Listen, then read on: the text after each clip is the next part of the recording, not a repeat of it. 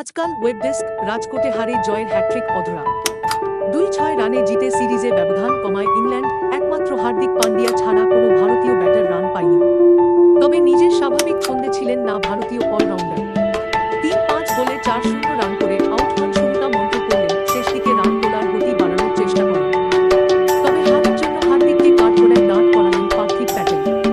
তার মন্থর ব্যাটিং নিয়ে প্রশ্ন তোলেন ভারতের প্রাক্তন উইকেটকিপার ব্যাটার পার্থিব বলেন, টি-২০ ম্যাচে সেট হতে একজন ২-০-২-৫ পর্যন্ত এটা কোনোভাবেই সম্ভব নয়। শুরুতে একটু সময় লাগতেই পারে, তবে নিয়মিত স্ট্রাইক রোটেট করতে হবে।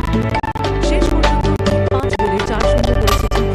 তবে ইনিংসের শুরুতে একাধিক ডট বল আছে। অন্য একটি বিষয় নিয়ে প্রশ্ন তোলেন কেভিন পিটারসেন।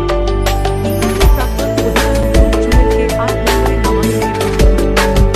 পিটারসেন বলেন, ভারত ঠিকঠাক ব্যাটিং অর্ডার নামাতে পারে। ড্রুপ জুরেল একজন ব্যাটার। ডান এবং বাঁ হাতি কম্বিনেশন বজায় রাখতে ওকে লোয়ার অর্ডারে নামানোর সিদ্ধান্ত ঠিক নয়।